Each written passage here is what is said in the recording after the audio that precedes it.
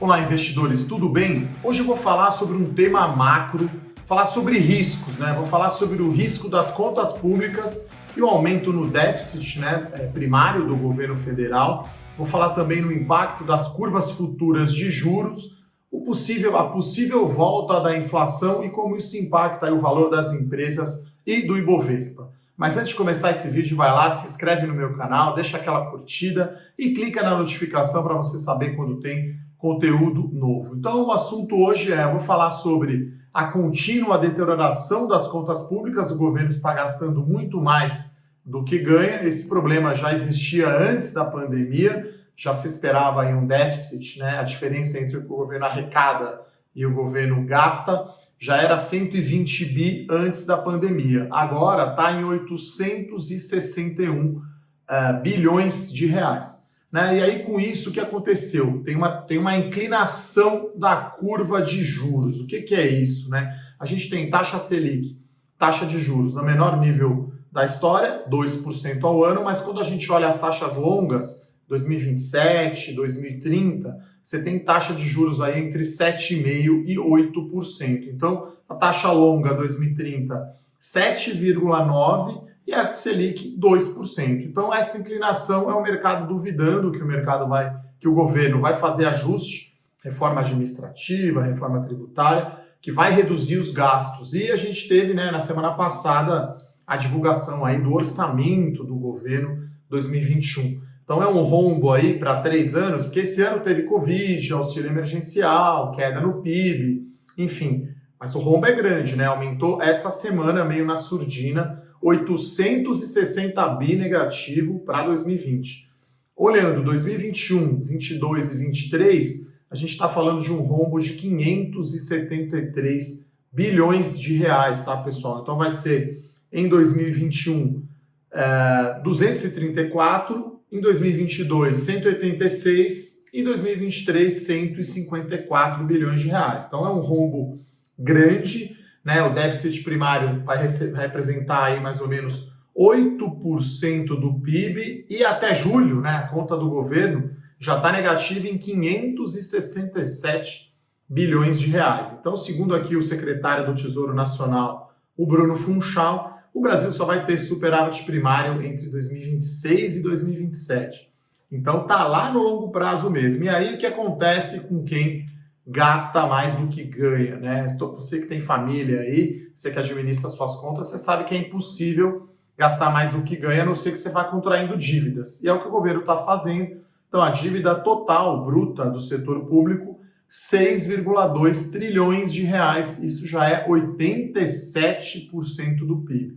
Então, acontece as duas coisas ao mesmo tempo, Você tem o PIB caindo por conta de pandemia e você tem a dívida subindo.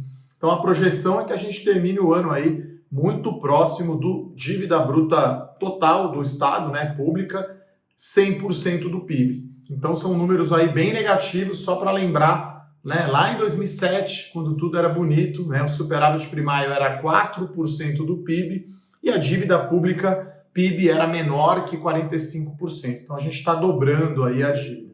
E aí, o que aconteceu com a curva de juros, E aí eu coloco o gráfico aqui para vocês entenderem. Então, as taxas de juros futuras, chamados DI, com vencimento em 2025, 2027 e 2030.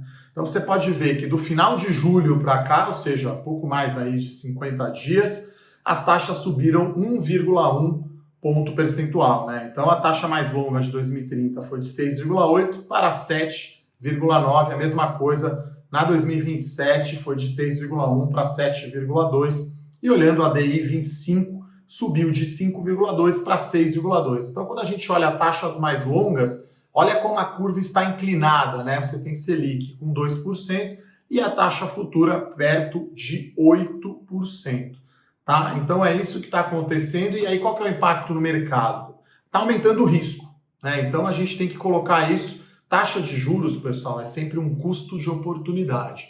E aí tem dois jeitos de calcular o custo de capital próprio, o modelo aí CAPM, em inglês Capital Asset Pricing Model. Então, explicando aqui rapidamente a teoria, para calcular o custo de capital próprio, você vai pegar a taxa livre de risco mais beta vezes o prêmio de risco. O prêmio de risco é a diferença entre o retorno de mercado e o retorno da taxa livre de risco. Esse número é mais ou menos constante, perto aí entre 5% e 6%, o prêmio de risco de mercado, que as pessoas saírem da renda fixa para ir para a ação, para correr mais risco. Então eu mostro, com uma premissa aqui de beta e de prêmio de risco, eu peguei um beta de 1,1 e coloquei 5% de prêmio de risco, eu mostro o que acontece com o custo de capital próprio. Então, se antes era 12,3%, você pode ver a conta aqui na tela, então tá 6,8%, que era os juros livres de risco antes, mais 1,1 vezes 5. O resultado é 12,3%. Esse era o custo de capital próprio. Quando aumenta a taxa livre de risco, mantidas as outras variáveis constantes, você pode ver aqui na conta, 7,9 agora é a taxa livre de risco, mais os 5 vezes 1,1. Dá 13,4. Então, custo de capital próprio sobe 110 pontos base, Basicamente subiu o que subiu a taxa livre de risco. E aí isso tem mais ou menos um impacto de 12 a 15% negativo no valor presente líquido do fluxo de caixa projetado dessas empresas.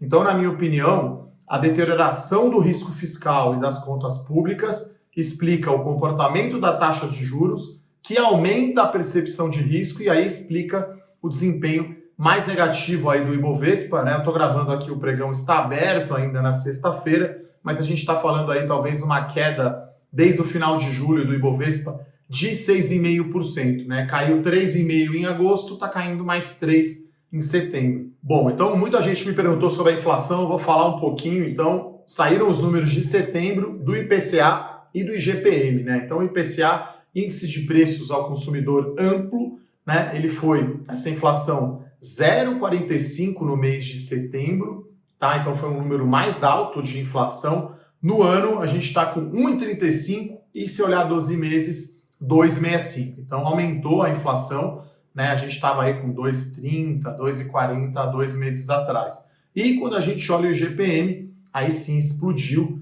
O IGPM em setembro foi 4,5%. Isso dá um acumulado no ano de 15% em 12 meses de 18%. Aqui tem uma diferença, que eu não vou me estender muito, mas o IGPM pega a variação cambial, pega preço de commodity, o IPCA é mais local. Então, existe sim um risco, eu acho, de aumentar a inflação, ainda mais se o governo continuar só piorando a sua conta pública, Porque no limite ele vai estar imprimindo dinheiro, Porque ele gasta mais do que ganha, precisa emitir dívida. O mercado está duvidando, está precisando de mais taxa ou mais curto, Por isso que esse juro está aumentando. Então é meio que fica insustentável e aí esse é o maior risco, na minha opinião, para o investimento em ações, Se o governo perder a âncora fiscal, o controle sobre as contas públicas, essa Selic de 2% no curto prazo não vai importar porque a taxa de longo prazo está em 8%. Isso que explica, esse desempenho mais negativo, do Ibovespa nesse período. A gente teve vários meses de recuperação desde o fundo do poço e aí agosto e setembro está mais negativo. Então, as contas públicas é o meu maior risco, é o risco que eu enxergo como maior.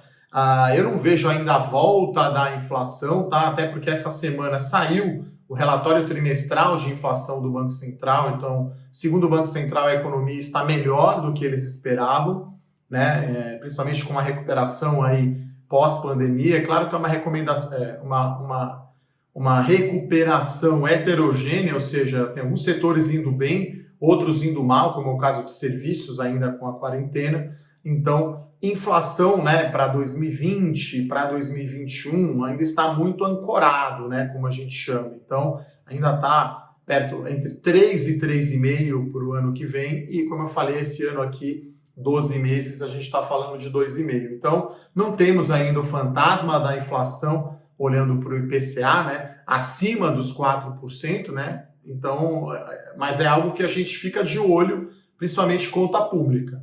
Então, acho que reforma administrativa, reforma tributária e o governo, de certa forma, tentar conter essa trajetória de alta da dívida pública é extremamente importante né, para a economia, para a inflação e, claro, para a percepção de risco para você que investe em ações.